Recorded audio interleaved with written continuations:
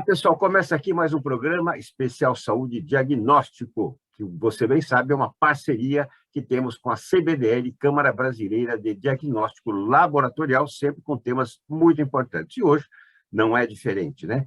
6 de junho, é um dia especial porque é celebrado o Dia Nacional do Teste do Pezinho, que é o nosso tema, a nossa pauta de hoje, e também vamos falar de um congresso importante, o 8º Congresso da SBTI, e daqui a pouco também vamos explicar por que o Congresso, em especial também esse tema do teste do pezinho. Carlos Eduardo Gouveia, tudo bem com você, presidente da CBDL? Estamos aqui mais uma vez numa grande discussão e eu queria que você desse as suas boas-vindas, mas também, Carlos, já nessas boas-vindas, pudesse falar um pouquinho sobre algumas matérias que saíram em relação aos testes rápidos, né, que estão acontecendo e, de repente, a pessoa testa positivo. O que fazer com essa informação? Em nome da CBDL, do segmento, gostaria que você também orientasse. Tudo bem com você? Tudo bem, Elias. Muito obrigado. É sempre um prazer estar aqui com você, principalmente muito bem acompanhado, com 3 grandes nomes aqui da área de erros inatos do metabolismo e doenças raras, né? São pessoas que militam e de uma forma apaixonada, até porque essa área é de fato apaixonante, e engajada, né? Trazendo de fato o valor do diagnóstico para aquilo que ele pode fazer diferença. Nessa área de triagem neonatal e erros inatos do metabolismo, a gente vê que uma informação obtida precocemente, ela muda todo o curso de uma vida e, na verdade, de toda a família que está em volta dela. Isso do ponto de vista pessoal. Do ponto de vista social, a gente consegue possibilitar a que muitas pessoas possam ter, de fato, uma produtividade, uma vida socialmente aceitável, graças a uma informação e a um tratamento, que muitas vezes é por toda a vida.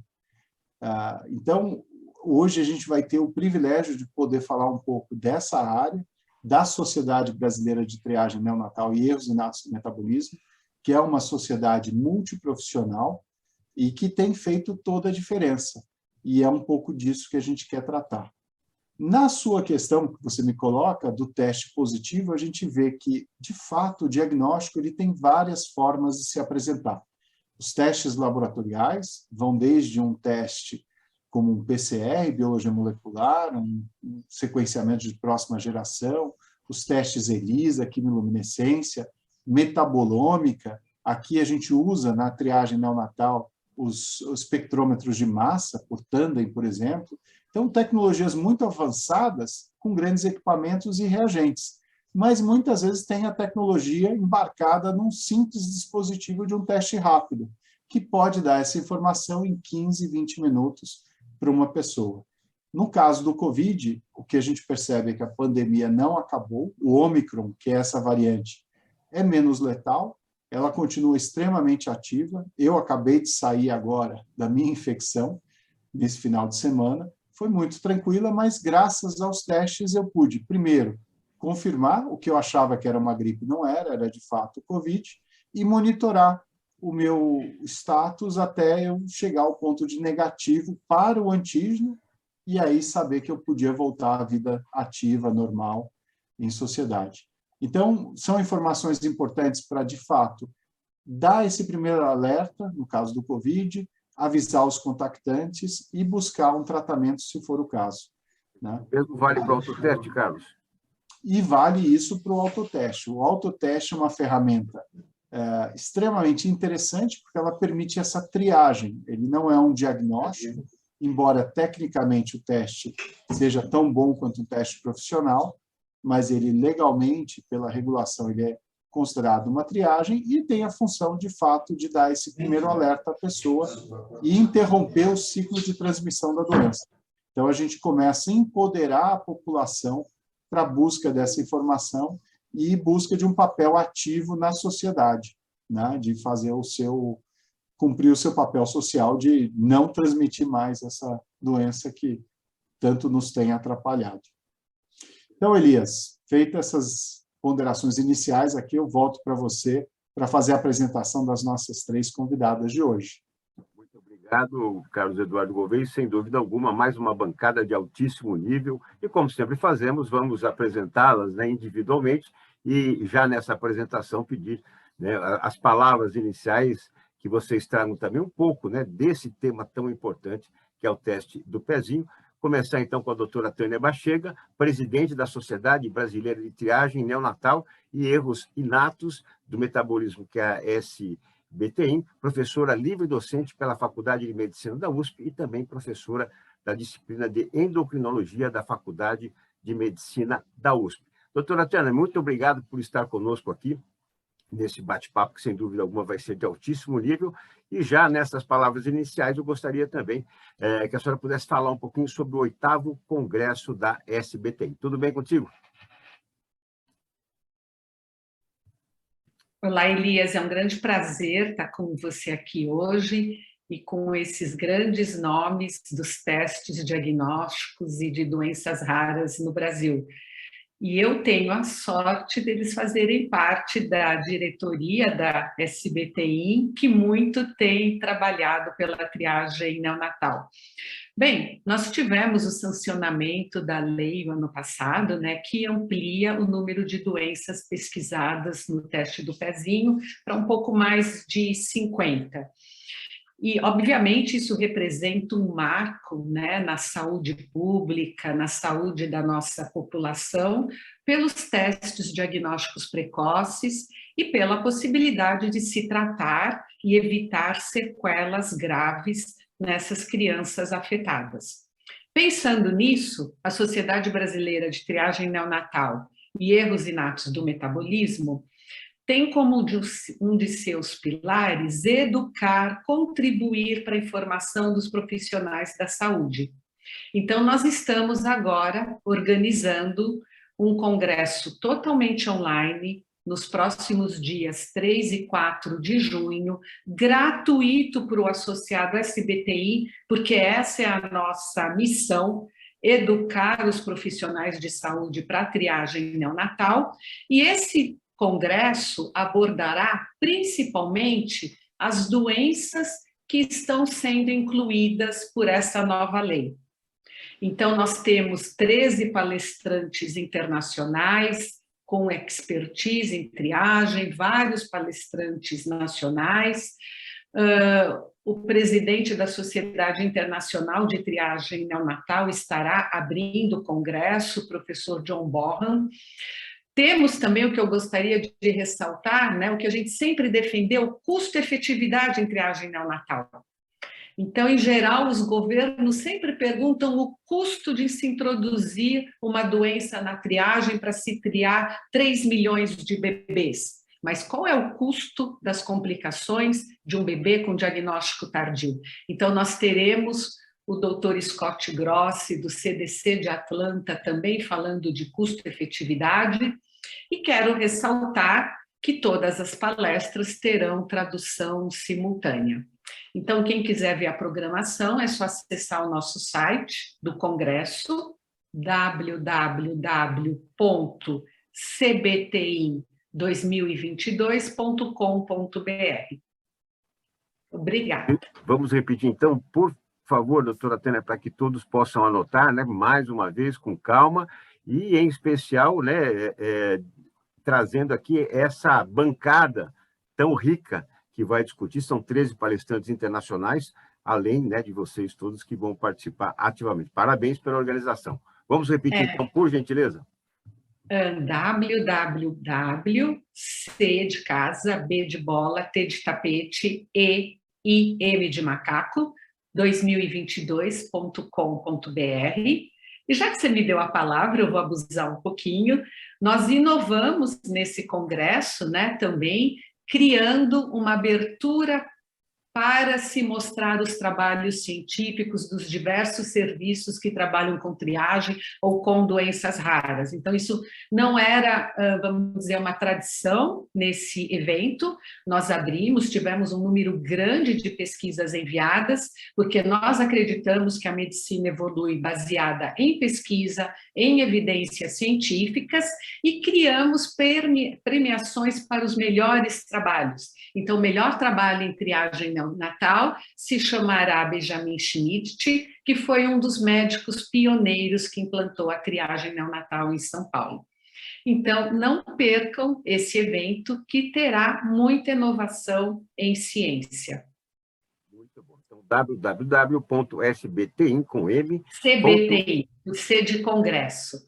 Congresso, perfeito. cbtin.2022.com.br. Doutora Eliane Santos, uma honra também tê-la aqui neste debate, biomédica, especialista em saúde pública, assessora técnica de saúde da PAI Brasil e membro da diretoria da SBTI. Muito obrigado por aceitar o nosso convite e também gostaríamos de acompanhar as suas palavras iniciais sobre teste do pezinho. Bom, é um prazer falar com todos aqui, principalmente com esse grupo tão rico, né, que fala de triagem neonatal no Brasil, mas eu costumo dizer que eu sou a dinossauro, né, da triagem neonatal. Eu comecei triagem neonatal no Brasil em 1994. Já tem um tempinho aí que eu milito o programa de triagem neonatal. Começamos sem uma formatação, com ideias próprias, buscando experiências e expertises internacionais, e quando foi em 2001, nós participamos e criamos a Política Nacional de Triagem Neonatal. Esse foi um ano, essa década foi importantíssima, nós chegamos a atingir quase 100% de cobertura no Brasil, e foi bastante exitoso. Atualmente, estamos um pouco frustrados, né? Principalmente nós que trabalhamos no programa, da queda de cobertura, dos tempos que não estão ideais para o nosso recém-nato, mas com uma excelente notícia que foi a ampliação do Programa Nacional, né, de 6 doenças, para chegando aí até quase 50 doenças. E agora nosso papel nesse momento, esse congresso está vindo num momento bem especial mesmo, para a gente estar discutindo a ampliação do programa de triagem neonatal. Essa é uma das nossas pautas no congresso, para falar para todos que estão participando a importância e a responsabilidade dessa ampliação, já que precisamos resgatar a qualidade dos serviços para que possamos caminhar com segurança nessa ampliação e salvar aí muitos bebês que poderiam ir a óbito ou ter sequelas definitivas causadas por uma dessas doenças aí do programa de triagem neonatal. Então, é um prazer estar falando aqui para vocês, para todos, e divulgar o nosso congresso aí, e insistir que todos participem para que possamos evoluir nessa ampliação do Programa Nacional de Triagem Neonatal. Parabéns a todas vocês e a todos vocês da área da saúde, né, por cuidar, prolongar, em especial, por salvar vidas, que sem dúvida alguma, tenho certeza, né, que é o grande objetivo de todos vocês. Então, parabéns, e a gente acompanhou nesse período de Covid, né, ou valorizou ainda mais a atuação de vocês.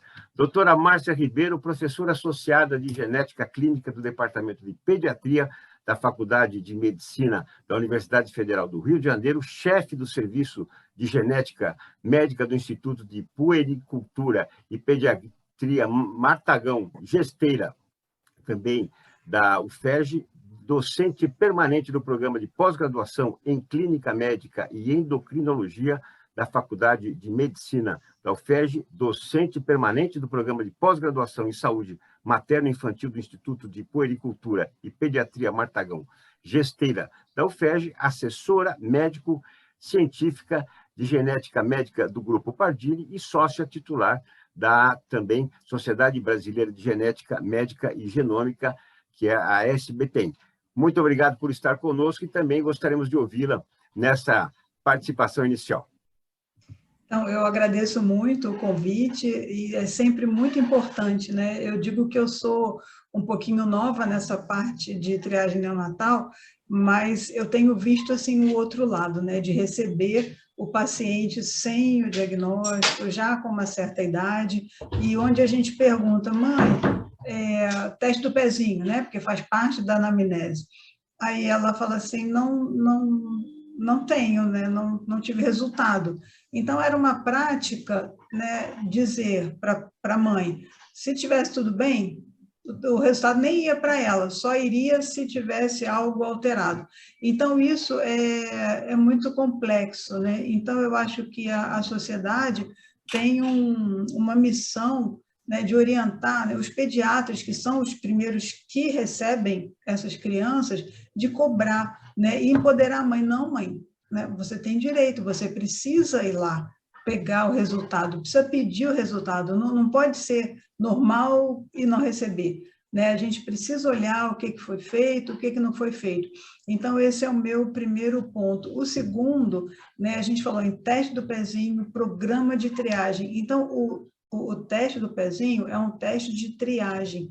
Então, essa triagem, ela separa os recém-nascidos que não têm risco para essas doenças investigadas dos que têm risco. E os que têm riscos, alguns terão a doença, né? Então, na verdade, não é um teste, é um programa que ele vai desde o primeiro exame, depois o segundo exame de reconvocação, para ver se a alteração ela se mantém, porque às vezes acontece por um motivo não doença, então ela, né, deixa de existir, ou se persistir, os exames confirmatórios. E depois, né, o diagnóstico final, então a gente estreita esse tempo do diagnóstico com o programa de triagem neonatal e pode, sim, tratar adequadamente da melhor maneira possível e acompanhar. Então, é um programa que ele começa, né, com o primeiro teste. E até onde ele vai? Até o resto da vida dessa criança, dessa família, que vai depois saber se ela pode ter mais filhos com esse mesmo problema ou não. Então, isso é muito importante. E esse programa, né, em termos de saúde pública, é um programa muito bem estruturado e importantíssimo. Né? E como eu penso, né, que ele é levado a sério. Nem sempre todo o Brasil tem condições de caminhar, né? Mas a gente persiste e eu acho que a ampliação foi um presente, né, para as crianças que são acompanhadas pelo SUS, né, porque em nível privado a gente já tem isso há muito tempo, né? A década de 90 foi, né, uma mudança de paradigma no teste do pezinho, né, justamente com exames mais elaborados, mas agora a gente tem a oportunidade, há algum tempo também, em alguns estados, mas isso vai se tornar uma realidade nacional. Então, era isso. Carlos, traz um pouco também, né, da importância da parceria, da atuação da CBDL junto com a SBTI nesse processo. Então, sem dúvida. A CBDL é a Câmara Brasileira de Diagnóstico Laboratorial, tem empresas de pequeno, médio, grande porte, importadoras, fabricantes, e o objetivo é sempre estar aliada às sociedades de especialidades ou multiprofissionais, como é o caso da SBTIM, fomentando o uso racional e adequado dos testes e outras ferramentas de diagnóstico que existem. E aí é importante, Elias, até trazer para o nosso ouvinte e telespectador um pouco de informação. O teste do pezinho muita gente já ouviu falar, mas nem todo mundo sabe o que de fato é. As mães, com certeza, os pais, nem todos, né? E os futuros, muito menos, ainda não estão preocupados com isso.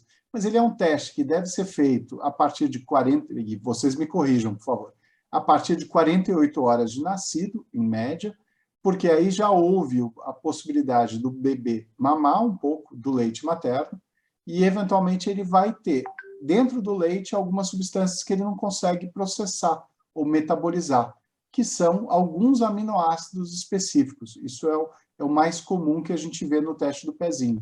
São as aminoacidopatias, ou seja, uma incapacidade daquele bebê processar ou metabolizar aquele aminoácido que vai se acumulando.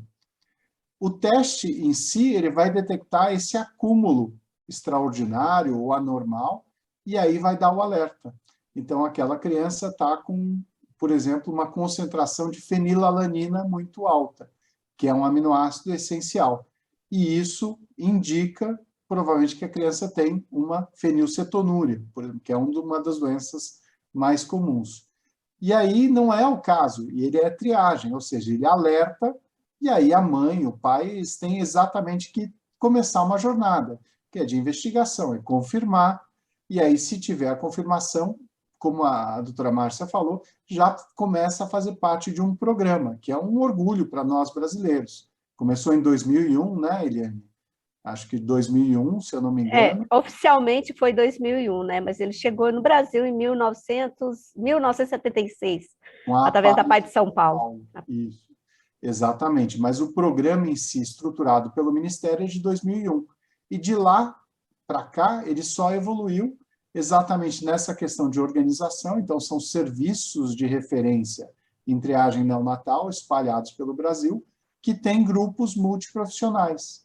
Então, não só pediatra, vai ter nutricionista, assistente social, farmacêutico, um grupo grande que vai dar esse apoio para o indivíduo, para o cidadão, para o paciente e para a família. E aí é um trabalho muito complexo e que, de alguma forma, ele precisa ser totalmente renovado periodicamente, porque as dificuldades e barreiras são enormes, né? A Eliane pode falar daqui a pouco um pouco sobre o trabalho que ela está fazendo agora, que é visitando cada um desses locais, Brasil inteiro. Veio de Teresina ontem e vai para Cuiabá amanhã. E exatamente dando esse apoio, esse suporte, verificando quais são as dificuldades e como pode, seja uma instituição, seja uma sociedade como a SBTIM, fazer a diferença, ajudando, inclusive, o Ministério a descobrir esse tipo de barreira e de problema, que obviamente não é algo só do Ministério, mas é do SUS. E sendo o SUS é tripartite. Então, é Ministério, Estados e municípios, todos juntos nessa batalha, né? Então, só para trazer um pouco desse contexto, aquela gotinha de sangue do calcanhar do bebê vai para um papel filtro, que é onde vai ser coletada. Essa amostra pode ser transportada em temperatura ambiente, a grandes distâncias, e ela, no laboratório, ela vai ser reconstituída dentro de um equipamento que vai processar essa amostra e dar o resultado.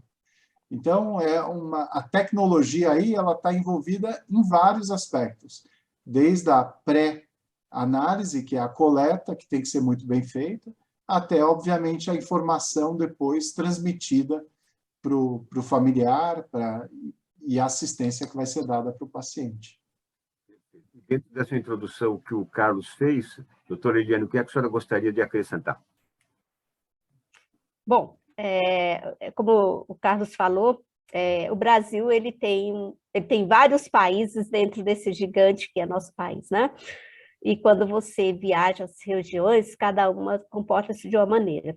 Uma das coisas que fez muito sucesso no Brasil, no ano 2001, quando a gente começou com o programa de triagem, e já fazia isso antes, alguns serviços bastante exitosos, o correio ele era uma peça fundamental no transporte dessas amostras. Então, em qualquer região que aquele bebê estivesse, teria ali uma unidade de saúde que coletaria esse exame, que deixava secar, colocaria no correio e chegava no laboratório de referência, e qualquer alteração, esse serviço de referência fazia busca ativa dessa criança, faz ainda a busca ativa dessa criança para fazer confirmação diagnóstica e o tratamento e acompanhamento desses bebês. Esse é o conceito do Programa Nacional.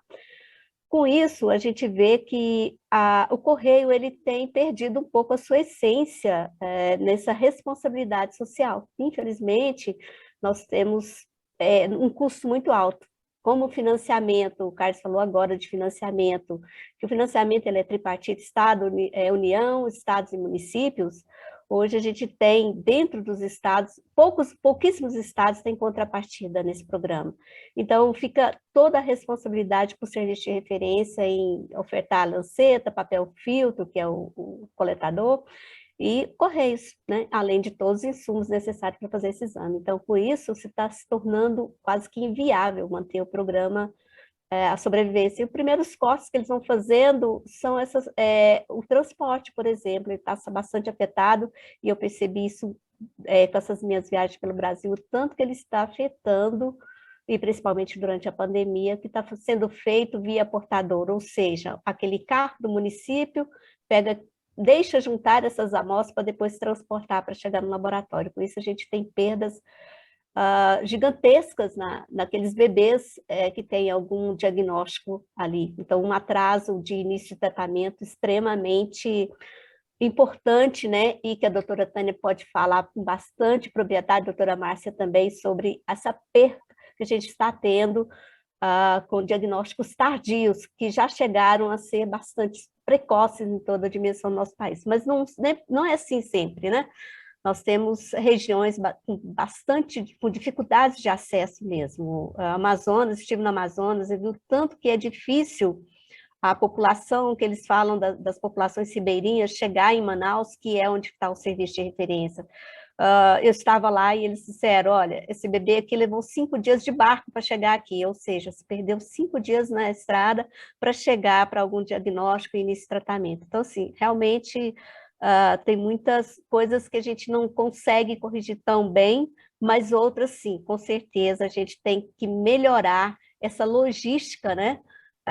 Da coleta do exame do bebê lá no serviço, na saúde, no município dele, até chegar no serviço de referência. Isso é uma missão que cabe a nós, como profissionais de saúde, buscar, e o Ministério da Saúde, Estado e municípios, buscar esse caminho de uma maneira mais rápida possível, porque estamos perdendo aí bastante, principalmente pós-pandemia, estamos perdendo mesmo.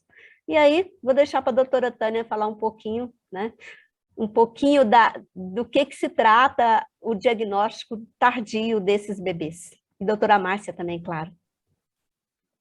Então vamos, doutora Tânia, vamos ouvir a doutora Márcia, porque depois eu gostaria que também na sua resposta você trouxesse um pouco sobre a situação da Lei 14.154, como presidente da ESBTI. Então vamos ouvir a doutora Márcia Ribeiro. Doutora Márcia, também me chamou aqui a atenção a senhora como assessora médico-científica em genética, né? O que é que a genética também tem a ver, né? Interfere já nesse resultado do teste do pezinho? Então, como foi falado anteriormente, né, das doenças raras, então 80% das doenças raras são de origem genética. Então, o geneticista ele tem sido mais conhecido ao longo dos últimos anos, né? E lá no meu hospital, né, se aventou a possibilidade, né, de ser feito o teste de triagem neonatal. Então, eu mesma sugeria, falei assim, olha, eu tenho que ver essas crianças. Não, mas você vai ver quem? Aí eu falei assim, gente, pelo menos 80% de quem tiver alterado, por conta de, né, a maioria é doença genética. Mas, enfim, a genética entra assim, né, no diagnóstico, né, não só nos exames, também que existem alguns exames confirmatórios que são específicos da genética, não só da genética molecular, mas da genética bioquímica também, né? Por exemplo, o AME. O primeiro exame para AME, atrofia muscular espinhal, é PCR, quer dizer, é uma técnica genética. Então, a genética realmente tem entrado bastante nessa área. E um resultado que a gente não tenha, né, que a criança tenha a doença, isso pode significar, né, um desastre, né? Por exemplo, o hipotireoidismo congênito. A criança, se não tratar, né, precocemente, né, porque a ideia do teste de triagem é justamente isso, identificar, suspeitar, confirmar e tratar o mais cedo possível, né, por conta, muitas vezes, do desenvolvimento do encéfalo. Então, é uma criança que vai ter, né, deficiência intelectual. Fenilcetonúria, né, que foi a primeira doença, né, um exemplo. Então, se a gente não, né, identificar também, né, logo nos primeiros meses, começar a tratar, essa criança vai evoluir com sequelas. O Rio de Janeiro passou um período um pouco difícil, né, complicado na triagem neonatal, e a gente começou a ver, né, chegarem essas crianças com, né, com doença que teria sido detectada no teste do pezinho, né? Seja porque não veio resultado, aí a mãe achou que estava normal, mas aí vai no serviço com atraso do desenvolvimento, né? Então, é isso que a gente vê, né? Vê um futuro um pouco mais reservado, né, para essas crianças em termos de funcionalidade, de cognição, do próprio crescimento mesmo, né? Doutora Tânia Bachega, dando sequência nessa avaliação técnica também e trazendo, né, como nós comentamos, um pouco sobre essa lei 14.154, que foi sancionada em maio de 2021. Essa lei foi sancionada e ela entra em vigência agora no próximo dia 26 de maio, né? Então, são aproximadamente um pouco mais de 50 doenças que podem ter um primeiro diagnóstico no teste do pezinho, no sangue colocado no papel.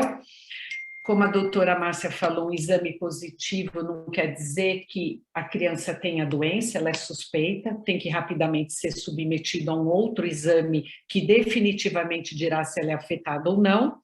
E o que o Ministério da Saúde programou é a incorporação desses diagnósticos por grupos de doença, em escalas, pouco a pouco, porque não é só fazer o teste, é ter padronizado nos laboratórios do Serviço de Saúde Pública o exame confirmatório, é ter equipes de saúde capacitadas para atender aqueles grupos de doenças e, antes de tudo, ter as medicações ou as fórmulas infantis necessárias. Então, a complexidade para se colocar 50 diagnósticos é grande, né? Se fala muito, o privado já faz 50 doenças há muito tempo, dependendo do que os pais compram no pacote. Mas eu quero ressaltar que o privado são os testes, né? E como a doutora Márcia falou, o Programa Nacional de Triagem Neonatal vai além disso, vai até o acompanhamento dessa criança afetada até a idade adulta.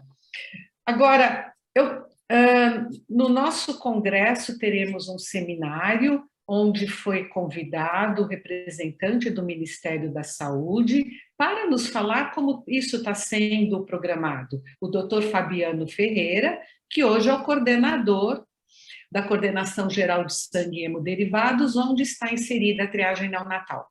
Eu queria só fazer uns comentários finais. Para nós, falando aqui, parece muito óbvio que é importante fazer o teste do pezinho, mas isso ainda não é de conhecimento uniforme da nossa população nos diferentes níveis educacionais. Então, não infrequentemente a gente ouve as mães falarem, mas eu vou furar o calcanhar do bebê, vai doer, se o meu bebê está sadio, para que eu vou fazer esse exame? E é exatamente por isso, o teste do pezinho é dedicado a fazer enquanto a criança está sadia. E são doenças que, se o pediatra examinar, nos primeiros dias de vida, não tem sinais evidentes. Não dá para saber que ele é afetado. Quando tem sinais evidentes, a criança já tem sequelas irrecuperáveis. Deficiência intelectual grave, né, que é o retardo mental. São doenças que dão retardo mental, são doenças que podem matar até 30 dias de vida. Então, quando o teste do pezinho não é coletado na maternidade, na maioria dos municípios do Brasil, a mãe tem que saber que ela tem que ir na UBS entre 3º e 5º dia de vida, no máximo. Porque quanto mais os pais atrasarem para levar o bebê na UBS, mais tarde vai ser o diagnóstico. O Ministério da Saúde permite com que se colete até 30 dias de vida. Mas como a doutora Márcia falou, um hipotireoidismo congênito com 30 dias de vida para coletar o exame, até sair o resultado, até repetir, já pode ter sequelas neurológicas irrecuperáveis. Então, o primeiro passo para a cobertura é a população saber da importância de fazer o exame e de fazer precocemente. E isso tem que ser feito no pré-natal. A grávida precisa saber no pré-natal e na alta da maternidade. Então, como sociedade de profissionais de saúde, tendo essa preocupação, nós nos unimos ao Grupo Mulheres do Brasil, nos unimos ao Instituto Vidas Raras, que é uma entidade que une sociedades de pacientes com doenças raras. E nós estamos fazendo um trabalho pioneiro no estado do Pernambuco. Estamos organizando uma campanha de educação das gestantes, durante o pré-natal, para saber a importância do teste do pezinho. Uma campanha, um projeto piloto, que depois nós vamos avaliar se isso melhorou a cobertura, se uma quantidade maior de bebês foi submetida e na data ideal. Então, isso é uma união de entidades civis, de sociedades, com pacientes, promovendo um programa de educação continuada. Excelente, muito bom. Não estamos te ouvindo. muito, doutora Tânia, alertar sobre isso, sem dúvida alguma. E, inclusive, antes de iniciarmos, a gente abriu aqui um tema que eu até gostaria de ouvir o Carlos sobre isso, né, Carlos? Porque muitas vezes se discute, né, até a doutora Tânia que trouxe isso, né, quanto custa introduzir um teste, né? E a doutora Tânia trouxe brilhantemente, né? Quanto custa, né, cuidar, né, ou salvar, ou perder uma vida em relação a isso. Então, aí vamos falar, né, na linha, né, custo-benefício, que você pudesse trazer em nome da CBDL e depois também ouvi-la sobre isso. Na verdade, o programa de triagem neonatal ele foi lançado em 2001 e, na verdade, tem progredido exatamente por essa percepção.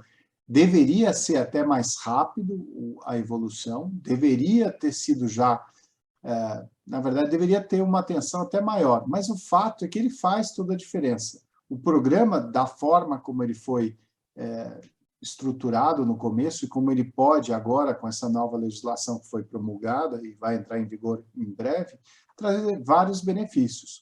O impacto inicial, ele é um impacto razoável, mas o custo que, na verdade, a não implementação ou a não operacionalização deixaria enorme.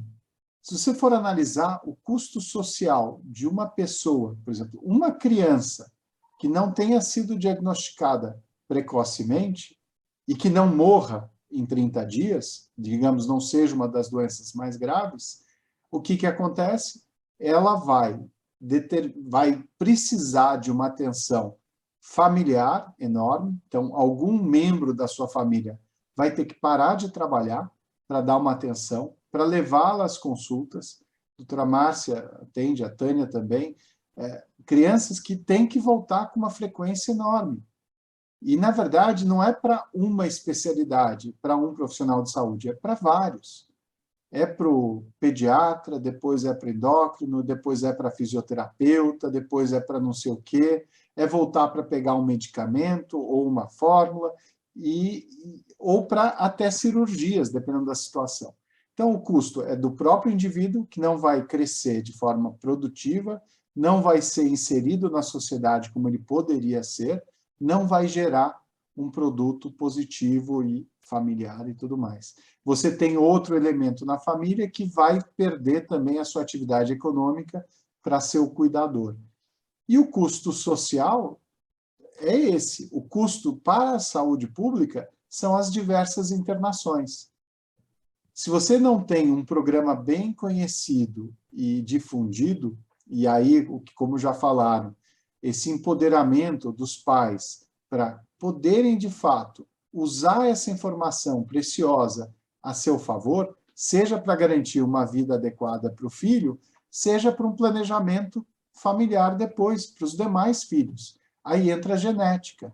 Então, você usa também isso de forma positiva. E se não fizer isso de forma adequada no momento certo, vão ser inúmeras internações, reinternações, estadias ocupando leitos que são importantes para outras situações, e tudo isso poderia ter sido evitado. Então, quando a gente faz uma análise, e no congresso a gente vai ter um grande especialista falando, como a Tânia já indicou, sobre custo-efetividade e o impacto social do não diagnóstico. É enorme, é enorme.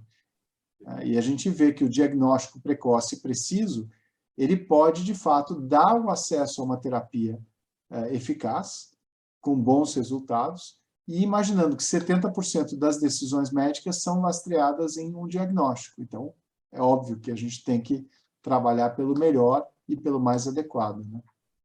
Posso fazer um comentário? Por favor, aliás, eu falo, você que trouxe, né, essa discussão, por favor, então, né, traga mais informações sobre isso. É claro que quando a gente pensa em saúde pública, né, tem que pensar em custo-efetividade, né? Mas, obviamente, né, o custo para aquela família de um paciente lesionado é incalculável, e podendo ter um filho normal. Então, o Carlos falou muito bem, um paciente sequelado, quais são os custos, né, que a gente nunca imagina. Mas, por exemplo, algumas dessas doenças causam morte com 30 dias de vida. A morte precoce também tem um custo. né? Recentemente eu fiz um trabalho de custo-efetividade e eu aprendi que aquilo tem um custo para o governo, porque foi um indivíduo que deixou de ter anos de vida produtiva. Então, são aspectos, né, que são importantes. No Brasil, são raros os trabalhos de custo-efetividade. E eu acho que isso é um pensamento que a gente tem que inserir, que, além da qualidade de vida para aquela família, o governo vai economizar. E, só para vocês terem uma ideia, em situações normais, o Covid, com 2 anos de pandemia, ele ceifou 4,4 anos de expectativa de vida do brasileiro médio. Então, de acordo com o IPEA, um estudo que eles lançaram em fevereiro, o brasileiro passou a ter de 76,6 anos de expectativa de vida, passou a 72,2.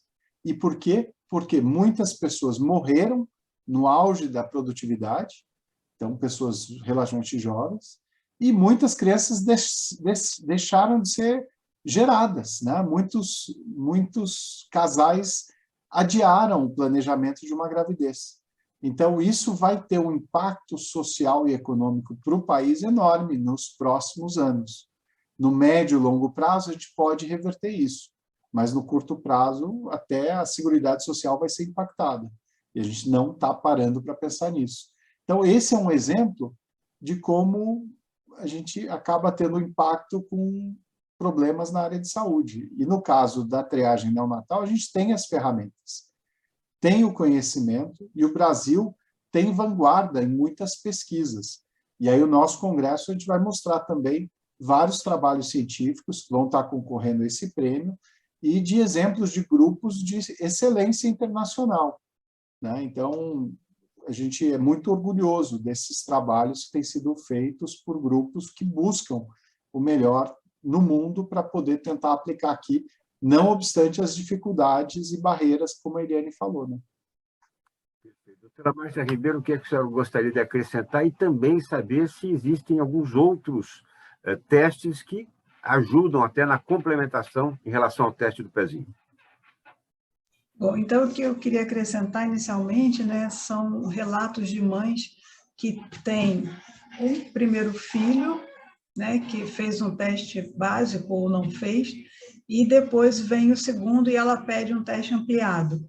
E aí faz o diagnóstico, porque a gente sabe, né, que nessas doenças genéticas, os erros inatos do metabolismo, a grande maioria é autossômica recessiva, ou seja, tem uma chance de se repetir. A cada gestação, 25% de chance, que é uma chance bem alta. Então, a própria mãe fala, puxa, né, que diferença, né, dela ter uma criança, né, com, enfim, um comprometimento enorme e a outra criança se desenvolvendo normalmente, né? Então, só daí a gente consegue entender, né, que prevenir sempre é melhor do que remediar. Então, esse é um programa muito importante de prevenção, né, de prevenção, de cuidado à saúde. Então, isso é o que mais a gente pensa na saúde, né? Porque a gente pensa, o que é saúde? Uma condição de bem-estar física, né? Tem aquela definição padrão, mas a gente precisa prevenir, né? Prevenir os agravos, né? Pensar numa linha, né, de bem-estar mesmo, né? Alimentação, exercício, enfim, né? Tudo que vai ser de bom para esse crescimento e desenvolvimento, principalmente das crianças, né? Que elas vão ser o futuro e o sistema nervoso está ali em pleno desenvolvimento nos primeiros anos de vida. E como complementação, né, de testes, né, dentro desse programa, né, nós temos testes bioquímicos, testes genéticos mesmo, né, para complementar, testes hormonais. Então, por exemplo, uma condição que pode ser muito grave, né, hiperplasia congênita do suprarrenal. Né, a criança ela se apresenta entre o 7º e 10º dia com uma clínica, se ela for perdedora de sal, é uma criança que faz, né, uma gastroenterite, entre aspas, e aí vai na emergência, hidrata e não consegue. Então, se não se tiver o diagnóstico, o tratamento é bastante específico e não é difícil, essa criança evolui para óbito, né? Então, é menos uma e às vezes a outra já teve, né? Então, essa confirmação imediata com outros testes, né, da área hormonal são muito importantes. Então, quer dizer, para cada condição, a gente tem mais ou menos uma linha a seguir de teste confirmatório. E o importante é que isso seja rápido, né? E aí o problema do transporte realmente, às vezes, né, atrasa, ou às vezes até tem um falso negativo, né, ou um falso positivo em função dessa demora. E trazendo ainda em cima disso, doutora Eliane Santos, o que a senhora gostaria de acrescentar e também saber, né, em relação, né, primeiro, a esse resultado. E esse resultado, ele vem tendo um gerenciamento de dados de uma forma competente? Olha, o sistema de gerenciamento de dados é extremamente importante, que são os indicadores, porque quando a gente tem indicadores em tempo real, a gente corrige algumas falhas. Estou falando de tempos da unidade da coleta, por exemplo, a população, a gestante, não está chegando com o tempo ideal do seu bebê na unidade básica. Não está sendo coletado com 48 horas de vida, até o 5º dia de vida. Então, eu vejo isso em tempo real e eu entro em contato com aquele município, com aquela unidade básica, para alertar que precisa fazer alguma ação para que essa mãe, né, que essa puérpera chegue com seu bebê. Se o tempo está demorando da coleta até o serviço de referência, então já é uma questão do município, o transporte dessa amostra. Então, esses indicadores são extremamente importantes para nós, se nós estamos detectando casos também, porque tem algumas metodologias que podem não estar adequada para o diagnóstico daquela patologia inserida ali. Então, tudo isso é muito importante. Esses indicadores, hoje no Brasil, nós temos publicados pelo Ministério da Saúde indicadores de 2019. Lógico que os próprios serviços conseguem enxergar esses indicadores, mas eles dependem também do poder público, não é só ele, uma andorinha só não faz verão, então é toda município, estado, união, serviço de referência, os médicos que estão atendendo, a equipe multiprofissional. Então, isso é muito importante que esses indicadores, que esse sistema de informação seja robusto para que o tempo todo eles estão sendo avaliados para que a gente possa fazer políticas públicas de melhoria do programa como um todo. Então, tudo isso não vai dar certo se a gente ficar fazendo e não enxergar se está bom e se não tiver uma avaliação se está bom ou ruim. Então, eu acho que os programas, o sistema de informação, um programa adequado é de extrema importância. E eu diria que a informação, tanto em sistemas como das pessoas, das gestantes, dos pais, das unidades, dos profissionais de saúde, a informação é o mecanismo que mais tem sucesso no programa de triagem neonatal no Brasil. Muito bom, excelente. Bom, a discussão ela é longa, ela é extensa. Acredito que fizemos uma introdução aqui em relação à importância desse tema, lembrando que 6 de junho é o Dia Nacional do Teste do Pezinho. Então, nessas considerações finais, eu gostaria, inicialmente, que a doutora Tânia Bachega deixasse a sua mensagem, em especial também convocando a doutora Tânia para o 8º Congresso da SBTI, nos dias 3 e 4 de julho. Bom, já falei aqui o site, agradeço a oportunidade de estar aqui nesse encontro que foi tão produtivo, e eu acho que cada um de nós aqui pode fazer sua parte, ajudando a disseminar informação para a população, por que o exame é importante, que ele tem que ser coletado precocemente, e como a doutora Márcia muito bem falou, tem que ter o resultado em mãos, né? Então, isso é um trabalho grande, nós temos um país heterogêneo de extensão continental, então, como SBTI, temos tentado corroborar com a disseminação da informação adequada. E agradeço muito a oportunidade de estar aqui hoje. Agradecemos em nome da CBDL e parabéns pela atuação. Doutora Tânia, convocando também agora a doutora Márcia Ribeiro, obrigado por ter aceito o nosso convite, por agregar informações tão relevantes aqui na nossa discussão, e o especial Saúde e Diagnóstico fica aberto aqui para novos temas que vocês quiserem debater. Muito obrigado, doutora Márcia. Imagina, eu que agradeço mais uma oportunidade, Eu lembro, na minha época de residente, a gente fazia sala de espera com as gestantes, Porque o meu hospital é materno-infantil. E aí isso foi acabando, enfim, com o HIV já se mudou a temática e a gente não faz mais. Mas a Sociedade Brasileira de Pediatria, ela tem, né, por norma, um pediatra fazer uma consulta pré-natal. Então, justamente para orientar a gestante nos cuidados do bebê, ao bebê que vai chegar, o teste de triagem. Então, eu falo assim, porque a gente pensa, né, como a gente vivencia, que as pessoas conhecem, mas elas não conhecem. Muitas ainda associam o teste do pezinho com a impressão da maternidade do pé, né? Não, mas já fez o teste do pezinho, né? Está aqui. Não, né? Não é isso, né? A gente precisa realmente, né, conversar, disseminar, e as mães, né, assim, as gestantes são um alvo muito importante, né, para esse tipo de esclarecimento. Até em nível social, né, não é só no nível social mais baixo. Né? Eu estive conversando com uma responsável por uma maternidade de São Paulo, privada, e ela falou, não, mas tem mãe que não sabe, que pergunta assim, então, quer dizer, não foi orientada pelo obstetra, não teve uma consulta pré-natal com o pediatra, e aí chega na hora, né, ela vai optar, vai fazer, e saber que isso é um direito, né, está lá no Estatuto da Criança e do Adolescente, a criança tem direito a fazer o teste de triagem neonatal. Então, era isso, né? Não é só a lei, mas é a nossa prática, a nossa vivência que nos impulsiona a tentar melhorar cada vez mais.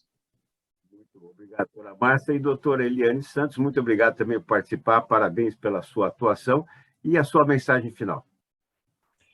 Olha, eu acredito mesmo que a informação e os programas de saúde, a teoria, ele é maravilhoso. O pré-natal na atenção primária, ele fala da triagem neonatal, o enfermeiro tem que fazer essa orientação na consulta, na sexta consulta. Então, assim, ele é muito bem desenhado. Quando você pega a caderneta da criança, está lá escrito o teste do teste do pezinho, que tem que anotar se foi feito ou não. Então, assim, falta informação. Falta o conhecimento, ele está escrito em vários locais, porém eles não são disseminados, eles não são executados. Eu acredito e eu quero crer que vai chegar um momento que nós vamos conseguir fazer com que a atenção primária faça pré-natal de qualidade, que faça orientação da triagem neonatal do programa, e que esses bebês cheguem para nós precocemente com seu diagnóstico e que a gente tenha êxito de ter crianças sem nenhuma deficiência, sem nenhuma perda por não ter feito o diagnóstico no tempo oportuno. É isso que eu queria deixar de mensagem. Muito bom. Agradecendo, então, mais uma vez a vocês. Carlos Eduardo Gouveia, presidente executivo da CBDL. Que bela discussão, né, Carlos? Mais uma vez. Sem sombra de dúvida, Elias. O objetivo aqui foi dar uma amostra, pelo menos um gostinho de quero mais, e aí o Congresso vai poder trazer isso com muito mais detalhe. Então, ficam todos aqui convidados para assistir o 8º Congresso da Sociedade Brasileira de Triagem Neonatal e Erros Inatos do Metabolismo, nos próximos dias 3 e 4, né, de junho. E lá será um palco excelente para troca de ideias, de experiências e até discussão sobre os avanços necessários aqui para o Brasil. Pessoas engajadas, corajosas e apaixonadas pelo que fazem, isso nós já temos. O resto é arregaçar as mangas e, de fato, colocar tudo em mãos à obra, né? Então, agradeço a todos vocês por terem participado desse especial Saúde e Diagnóstico aí com Elias Awad, pela CBDL, e muito obrigado. Muito bom, Carlos. E também agradecemos a quem nos acompanha mais uma vez. Inscreva-se no canal, dê o seu like. Obrigado mais uma vez por estar conosco e até o próximo especial Saúde e Diagnóstico. Tchau, pessoal. Tchau.